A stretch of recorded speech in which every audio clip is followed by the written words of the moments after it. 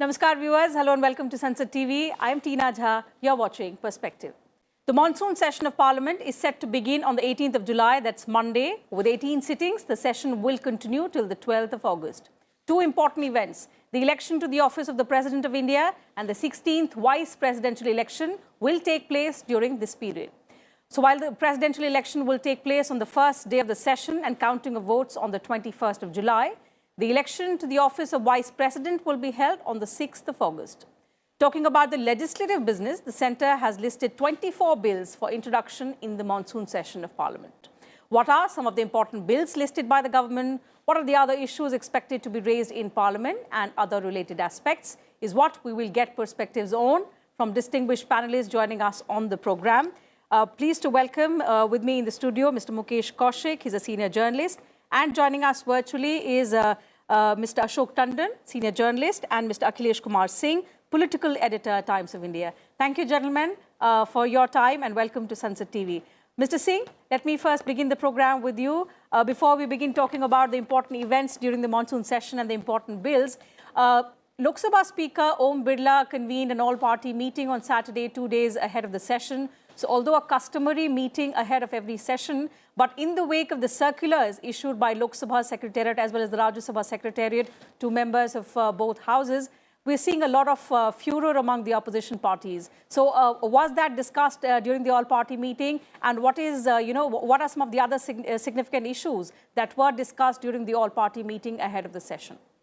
So the details we have got from this meeting, I don't think this issue was taken up because Lok Sabha Speaker Om Birla yesterday gave a proper clarification that this has been a routine exercise since 1954, that circular is issued before every session that there should not be dharnas, protests, and any religious congregation within the precincts of the parliament. So it was a routine circular which was issued by the secretariats of both the houses.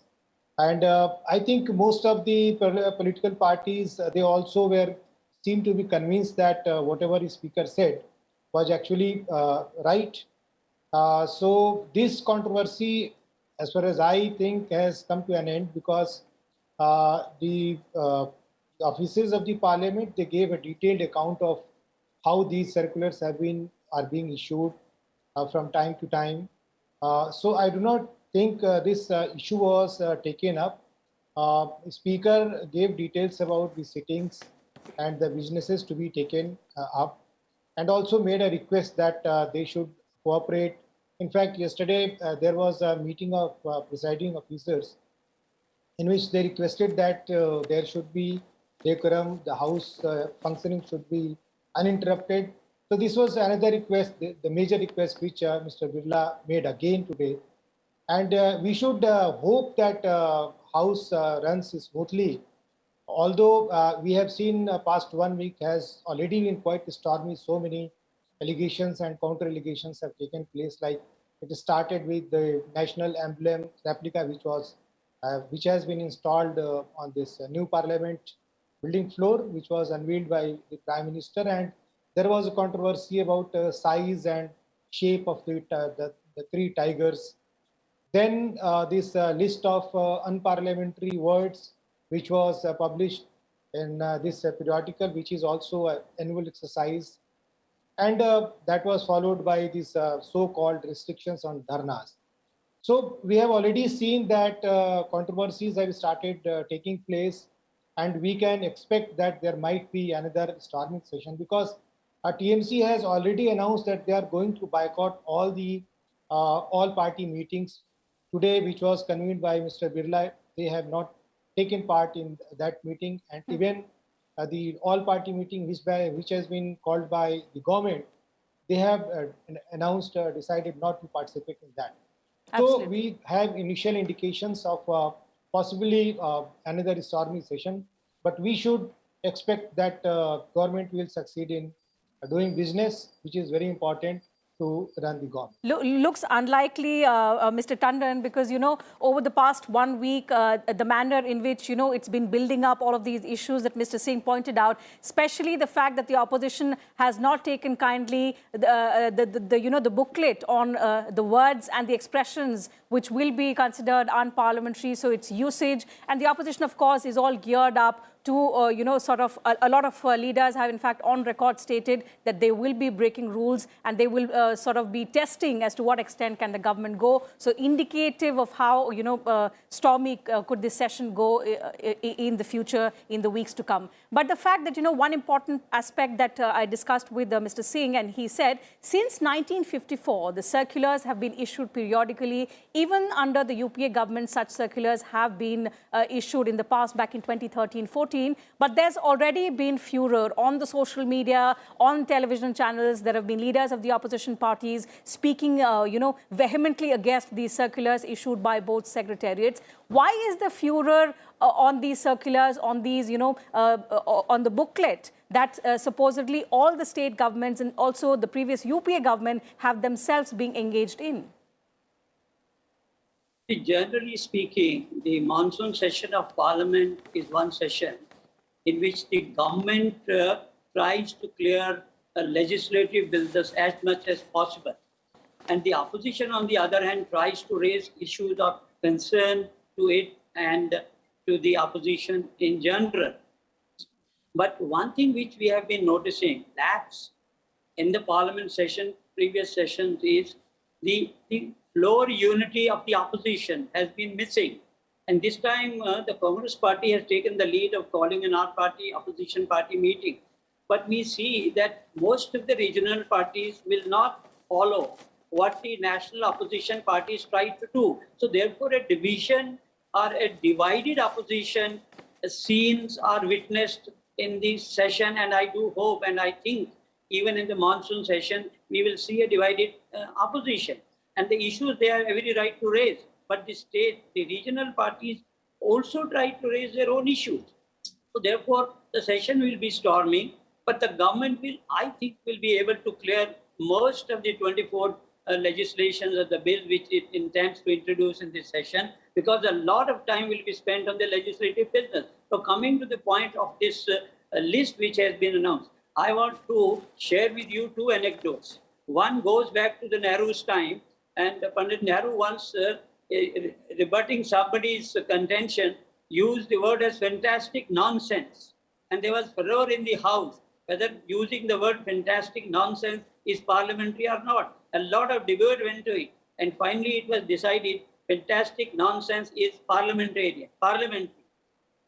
Another interesting anecdote was when Mr. Jayapal Reddy once used the word humongous, and there was furor in the House whether humongous is parliamentary or non-parliamentary. So what I'm trying to say is that this debate has been going on since 1952. And from time to time, all governments have tried to list certain words which needs to be expunged. So the list does not mean that the members cannot use these words. The only thing is, once these words are used, the presiding officer will have the right to expunge these words. Earlier, although lists were there, but on various occasions, the question used to be raised whether this particular phrase or word is parliamentary or unparliamentary. And the presiding officer used to, use their own discretion. Absolutely. Now, an exhaustive list has been prepared, and members are expected to avoid these words. There is no gag, as some of the opposition leaders are trying to say. See, it is a restraint, because we have seen very unruly and ugly scenes in both houses of parliament. And during those shouting, etc., a lot of unparliamentary words are exchanged. And it is for this presiding officer very difficult to expunge them. And therefore, I think the list is only a sort of a caution to the members of parliament. Please try to avoid these words, because the other side will have objection. And ultimately, the matter will come to the presiding officer. And it takes time for the presiding officer, because invariably we have seen the presiding officers say well, I will look into the record and then decide which word or phrase to be explained. Now, Absolutely, here and in this a age list of live which is a proceedings, caution. when proceedings of both houses are telecast live, the viewers are watching every move of the elected representatives, live on screen. It's important to maintain the decorum and sanctity of both houses. Coming to you, Mr. Kaushik, so this was about what we expect from the session. But talking about the legislative business, over 24 bills have been listed by the government, which the government intends to introduce and get passed during these 18 sittings. What, according to you, are some of the most important bills, if you could share with us, and the key provisions, the kind of changes they're going to bring Before I come about? to this listed business, I would join the issue of this routine things, and which is getting, is snowballing into a controversy. We should not forget that we are living in an age of social media, which I call fondly fifth pillar or filth pillar. Here, all the issues are under scrutiny of those social media kind of things who do not need any confirmation, any verification. They just put things on social media without verification, without confirmation, and a troll of army is there, which makes every issue into a controversy. And that makes a issue a controversy which is not necessary at all. Like unparliamentary words, these routines advisories about how to behave in the building of the parliament, instead of the parliament. No parliament advisory will say that you hold dharnas, you hold protests. Every sane advisory will caution you, please do not do this. But members are free members. They will do whatever they will do. There are advisories about the members' behavior inside the house, and which says that you should not get up from the seat, you should not come into the well of the house, you should not shout, you should not hurl allegations which are not confirmed. But all these advisories are advisories.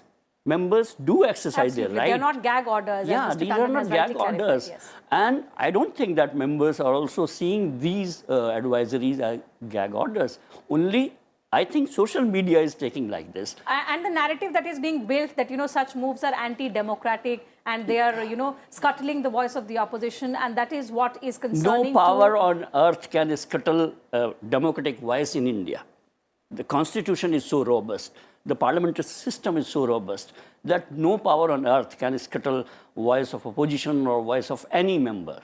And I salute to your speaker, who is very fond of giving time to individual members. He's very centric to members' sentiment. He gives a lot of time to members to rent their opinion. Absolutely. And at times we've seen, the session overstretching beyond the prescribed time many times. And because he wants... I'll come to your original part of 24 bills which are lined up. Many of these bills, I will categorize these bills into three categories. One is that many of these bills have come after scrutiny of standing committees. Bills were sent to standing committees for a minute scrutiny, and they have now, after the report, came back to the parliament. There are certain bills which are, centric to ease of doing business, like insolvency bill, like this bill about press and registration of periodicals. Also, there are certain bills which deal with social problems like maintenance and welfare of the parents and senior citizens. There are these 24 bills, and also I would also mention an important bill which pertains to cantonment areas, which are 62 in numbers all over the country. And many a times these cantonments were made at a time when there was no civilian population around them. But after over the periods, the urbanization has taken place, and a large number of population is residing around these cantonments, and their restrictions and restrictive rules are creating problems for the public at large. So this bill, which pertains to the cantonment areas, is very good. So you go to many Delhi areas where Delhi Chhavni is there. When you pass through your car, you every time show your ID card, which is not necessary. One more bill is like this monument bill, archaeological sites bill. And there is a rule which is very unnecessary, that around 5 kilometers of area, if you even try to modify your house, you will have to take the permission from the Archaeological Survey So of India. very, very citizen-centric and ease of living, Yes. as you rightly said. Mr. Singh, apart from these bills that, Mr. Kaushik has spoken about, one important bill that we hear that the government is about to, bring in the House is the anti-trafficking bill. Tell us about some of the provisions that this bill is going to have, bringing about positive, changes, especially relating to the trafficking of women and children in our country. That's a huge menace.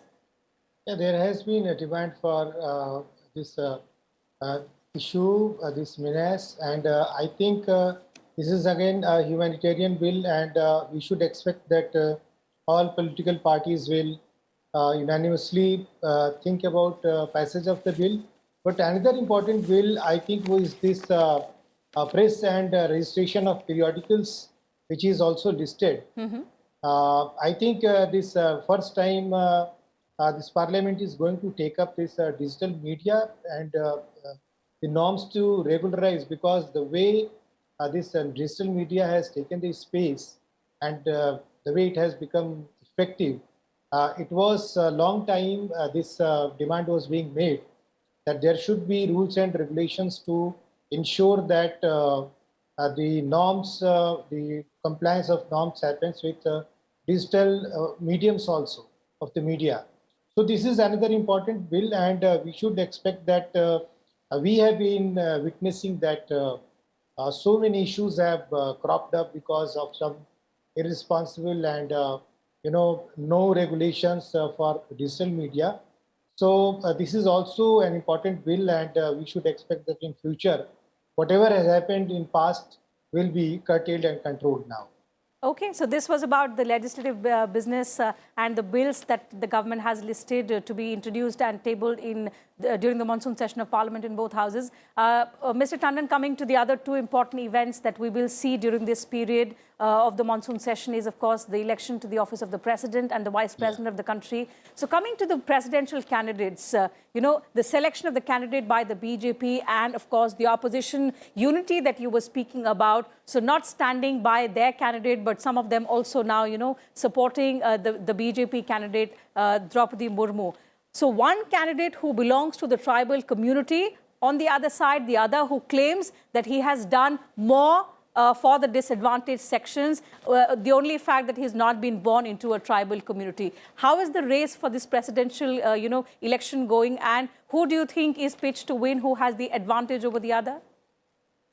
Frankly speaking, the presidential election is going to be a non-event. There is hardly any excitement even in the opposition camp. In fact, some of the opposition parties are regretting that if they had known earlier that the NDA is going to put up a candidate who belongs to the tribal community, perhaps they would have not supported any opposition candidate at all. And none other than the Trinamool Congress itself is having a rethink, the party which proposed the name of Mr. Yashwant Sinha. So I think one by one we have seen a large number of regional parties and opposition parties have gone in favor of the NDA candidate. So therefore, the election, I think, is a non-event. And there are even, in fact, suggestions from certain smaller political parties, opposition parties, regional parties, that Mr. Yashwant Sinha announces his retirement from the contest. There is no use standing in favor of such a formidable candidate. Leave aside the victory of the NDA candidate. I think Mr. Ramnath Kovind got about 65% of the vote. And this time round, I think the NDA candidate is likely to get about 85% of it. Even many senior, major national parties are also having a rethink. So therefore, it will be excitement when the voting takes place, because it is also a festival of democracy, because parliamentarians will be casting their vote in Parliament House. So there will be a lot of excitement. But there is hardly any excitement as far as the result is concerned. So I don't think I need to pronounce who is having an edge or who is going to win. Absolutely. But I think it's still time that wisdom prevails among, particularly in the Trinamool Congress, because it proposed the name of Yashwant Sinha.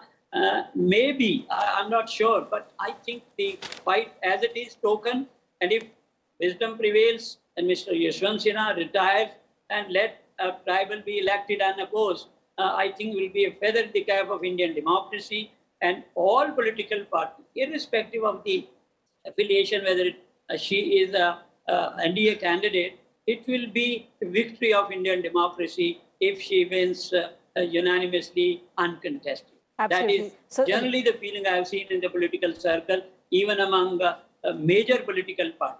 So I think as far as this election is concerned, it's a foregone conclusion, and there is hardly any excitement. Even in the media, we have seen. So therefore, let's wait and watch. But the voting day would certainly be a festival of democracy, and the world will watch how an Indian democracy elects its president. And it can even elect a president from the lowest category of the Indian masses, and a woman. That Absolutely, again, and that is where the BJP has been bringing surprises, Mr. Kaushik. As Mr. Tandon rightly said, what we have witnessed now, so Mr. Yashwant Sinha was, his name was announced, but even the opposition camps are now having a rethink because it looks like a no contest. The choice of the candidate and, of course, the kind of support that she has got even from the non-NDA parties, even the opposition camp. Coming to the vice presidential election, that, of course, is a little, time to go. But the fact that no candidate has, still been announced by either of the camps, and that is perhaps going to be an interesting one. In the presidential elections, it's of course been, as Mr. Tandon said, a no contest. But what do you expect? You're a senior journalist.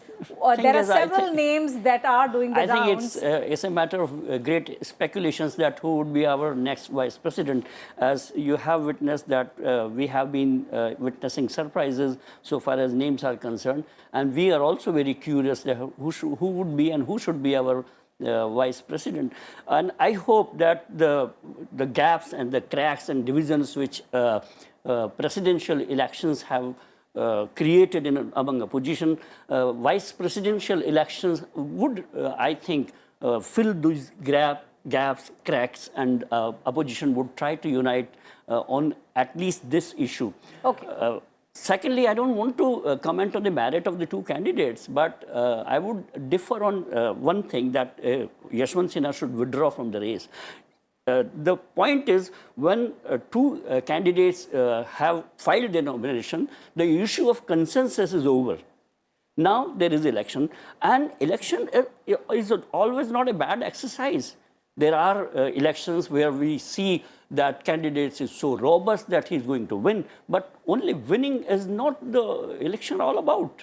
It's not. You cannot vacate the field for a winnable candidates. That way, there are many candidates for Lok Sabha elections who are really clear winner, but they have been facing candidates and they have been winning with the huge margins. Now, actually, what Mr. Tandon said and what you are saying, they're all, part of our democracy. That's the beauty of our democracy. The fact that, one leader is so acceptable the and, significance so of this presidential election is this, that it has put opposition on back foot at the start of this session. Okay, let me very quickly go across to Mr. Akali Singh. Yeah. Since, you are closer to political circles, Mr. Singh, what is the sense that you are getting? The BJP, has been springing up surprises. We've seen it has a history of doing that, especially when it comes to the post of vice president and the president of India. But what is the sense that you are getting among the 3-4 probable names that are doing the rounds? So by the time you telecast this show, must have been vice president candidate of BJP must have been announced by that time, because this parliamentary board meeting has already started at the BJP headquarters, and after some time the party will announce its vice presidential candidate. On the other hand, if you see at the opposition's strategy, they have decided to first look at the ruling party's NDA's candidate. After that, they will take a call about their candidate. This is the strategy they should have adopted for their presidential nominee, yes, and not the vice presidential nominee, because NDA has already winning numbers in vice presidential polls. In this election, only MPs take part. They are the voters.